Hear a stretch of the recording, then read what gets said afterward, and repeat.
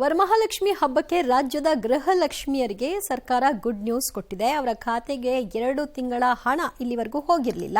ಇವತ್ತಿನಿಂದ ಆ ಹಣವನ್ನು ಜಮೆ ಮಾಡ್ತೀವಿ ಅಂತ ಹೇಳಿದ್ದಾರೆ ಸಚಿವರು. ಬಾಕಿ ಉಳಿದ ಜೂನ್ ಜುಲೈ ತಿಂಗಳ ಹಣವನ್ನು ಜಮೆ ಮಾಡೋದಾಗಿ ಘೋಷಣೆ ಮಾಡಿದ್ರು. ತಾಂತ್ರಿಕ ಕಾರಣದಿಂದಾಗಿ 2 ತಿಂಗಳಿನಿಂದ ಹಣ ಕೊಡ್ಲಿಕ್ಕೆ ಆಗಿರಲಿಲ್ಲ ಅಂತ ಕೂಡ ಸ್ಪಷ್ಟನೆ ಕೊಟ್ಟರು ಲಕ್ಷ್ಮಿ ಹೆಬ್ಬಾಳ್ಕರ್. ಇವತ್ತಿನಿಂದ ತಮ್ಮ ಅಕೌಂಟ್ಗೆ ದುಡ್ಡು ಬರ್ತಾ ಇದೆ.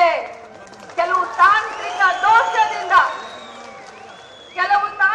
ದೋಷದಿಂದ ಜೂನ್ ಮತ್ತು ಜುಲೈ ದುಡ್ಡು ತಮಗೆ ಹಾಕ್ಲಿಕ್ಕೆ ಆಗಿರ್ಲಿಲ್ಲ. ಇವತ್ತಿನಿಂದ ತಮಗೆ ಅಕೌಂಟ್ಗೆ 2 ತಿಂಗಳ ದುಡ್ಡು ಬರ್ತಾ ಇದೆ ಅನ್ನುವಂತ ಮಾತನ್ನ ಹೇಳಲಿಕ್ಕೆ ಬಯಸ್ತೇನೆ. ನಾವು ಕಾಂಗ್ರೆಸ್ ಪಕ್ಷದವರು, ನಾವು ಏನು ಮಾತನಾಡ್ತೀವಿ ಆ ರೀತಿ ನಡೀತೀವಿ. ನುಡಿದಂತೆ ನಡೆಯುವಂತ ಸರ್ಕಾರ ಮತ್ತು ನಾಯಕರು ಅಂದ್ರೆ ಅದು ಕಾಂಗ್ರೆಸ್ ಪಕ್ಷದವರು. ಬಂಧುಗಳೇ, ತಾವೆಲ್ಲ ಅರ್ಥ ಮಾಡ್ಕೊಳ್ಬೇಕು.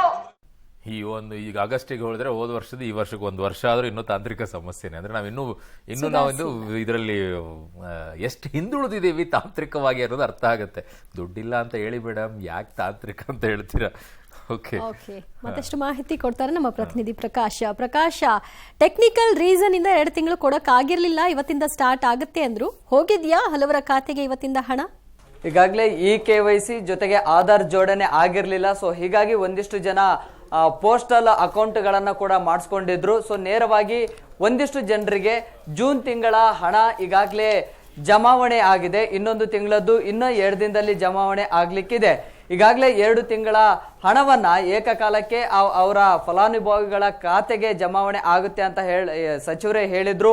ಸೊ 2 ದಿನದಲ್ಲಿ ನೇರವಾಗಿ 2 ತಿಂಗಳ ಹಣ ಕೂಡ ಜಮಾವಣೆ ಆಗುತ್ತೆ.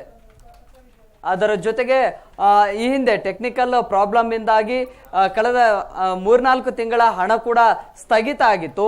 ಆ ಒಂದು ಹಣವನ್ನ ಕೂಡ ಅವರ ಖಾತೆಗಳಿಗೆ ಹಾಕೋದಕ್ಕೆ ನಿರ್ಧಾರವನ್ನ ಕೂಡ ಮಾಡಲಾಗಿದೆ. ಜೊತೆಗೆ ಜಿಲ್ಲಾವಾರು ಎಷ್ಟೆಷ್ಟು ಫಲಾನುಭವಿಗಳಿಗೆ ಇನ್ನೂ ಕೂಡ ಬಾಕಿ ಇದೆ, ಆ ಹಣವನ್ನ ಕೂಡ ಹಾಕೋದಕ್ಕೆ ಎಲ್ಲ ನಿರ್ಧಾರವನ್ನ ಕೂಡ ಮಾಡಿಕೊಳ್ಳಲಾಗಿದೆ. ಈಗಾಗಲೇ 1 ತಿಂಗಳ ಹಣ ಈಗಾಗಲೇ ಖಾತೆಗಳಿಗೆ ಜಮಾವಣೆ ಆಗಿದೆ. ಥ್ಯಾಂಕ್ ಯು ಪ್ರಕಾಶ್, ನಿಮ್ಮೆಲ್ಲ ಮಾಹಿತಿಗೆ.